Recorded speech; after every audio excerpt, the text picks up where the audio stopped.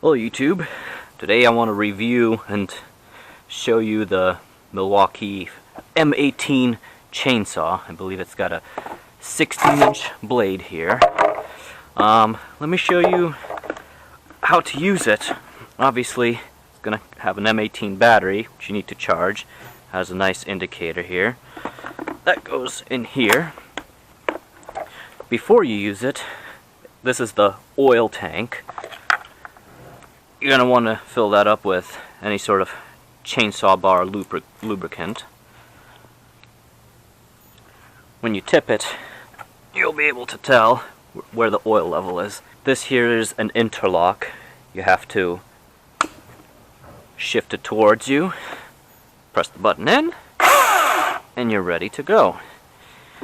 In order to adjust the chainsaw tension, there's a little knob here that you put a flathead screwdriver into, and that'll tighten or loosen the chain. If the chain flies off for any reason, you just take these two nuts off, loosen this tensioner, and then you'll be able to put on the chain or put a new one on if you need to. Let's see how it performs. Let's start with this gnarly looking stump here and get rid of that.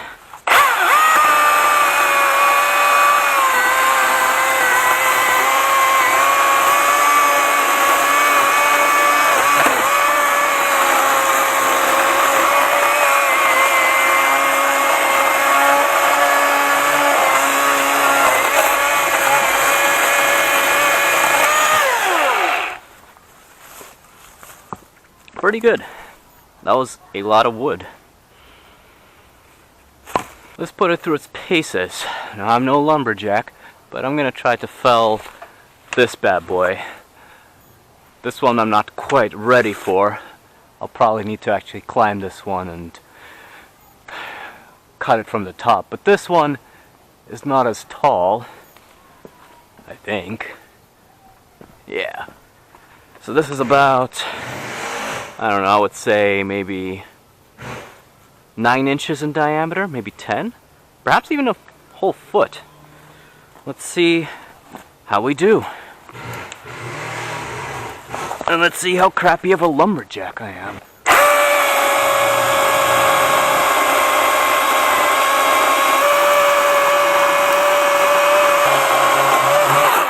All right. Let's go for the money shot now, I suppose.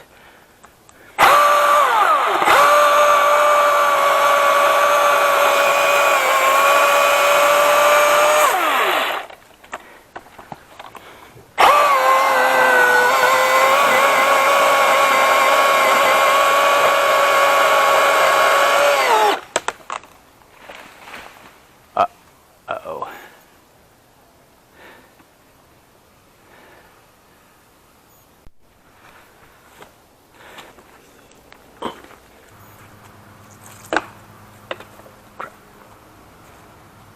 And here we go.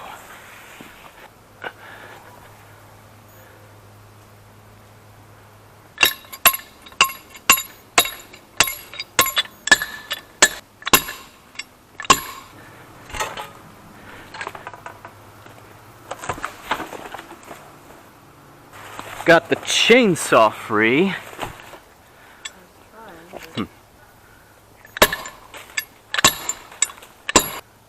Yeah, perhaps.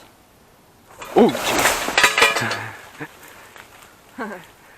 It just wants to be upright. Look how easy that was. Oh man, amateur hour sucks.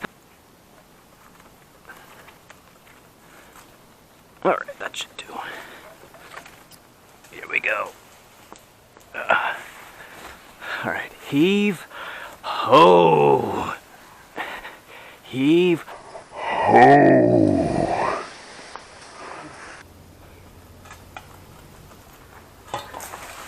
There it goes! Yeah!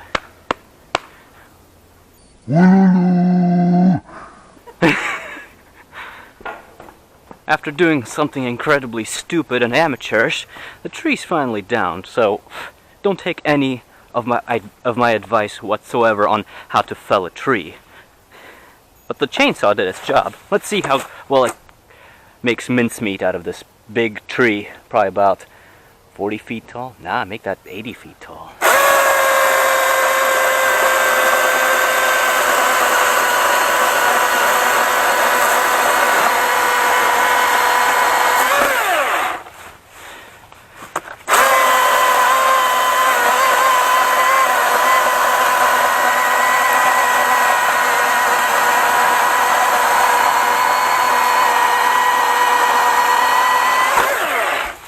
Just for reference, this is how thick this tree is.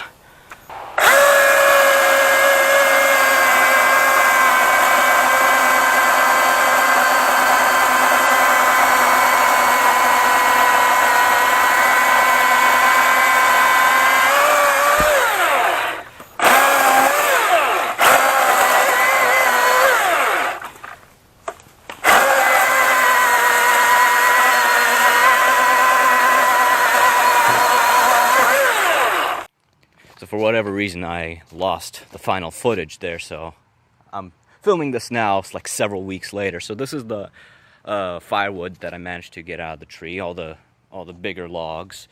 And it's a sizable pile. The rest of the tree already chopped down, and I took away to the yard waste dump.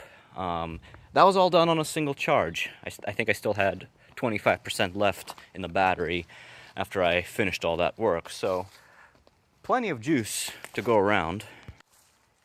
So why would you buy electric? Well, I think there's definitely some pros and cons to going gas or electric. Obviously with gas, you can fill it up with gas whenever you run out. As long as you have a can of gas lying around, you can work. With the electric chainsaw, if your battery runs out, you're shit out of luck. Unless you have a second battery, of course.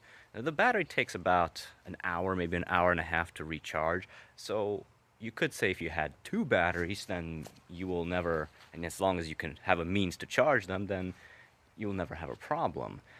The problem is, well, the biggest problem is how expensive those batteries are. That M18, 12.0, whatever it's called, that's a $200 battery. It's insane. It's basically half the cost of the chainsaw right there in that battery. But you get tons of torque, full torque, due to it being an electric motor, and you don't get the stink or the noise that you would with a gas-powered chainsaw.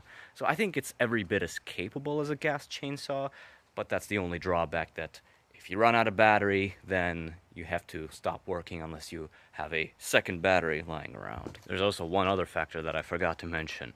Reliability. Now, logic tells me that a gas-powered chainsaw has a lot more moving parts, a lot more things that can go wrong. So it has a carburetor that probably needs to be tuned, cleaned, or whatever, gaskets that can fail, you know, the single-stroke engine there, the cylinder can fail, it can leak. Any number of things can happen. Whereas with an electric, you literally just have a battery, a couple of wires going from the battery, and you have an electric motor. So logically speaking, I think there's less things that can go wrong on an electric chainsaw. But because this thing was literally just released this year, we will not really know for sure if it can take the punishment and keep working for years to come. So I bought it for the very reason that it has the advantages over a gas chainsaw. It's not noisy, I don't have to wear ear protection, hearing protection, and it doesn't make me breathe in fumes, which is also a huge plus because I take my health very seriously. So, I think the electric chainsaw is definitely comparable to a gas chainsaw. There's pros and cons to both. You use your best judgment to decide what's best for you. Thank you for watching. I hope this has been helpful. Please like, subscribe, and hit that bell button if you want to watch more. Please hit like, subscribe, and the bell button if you didn't. Thank you very much.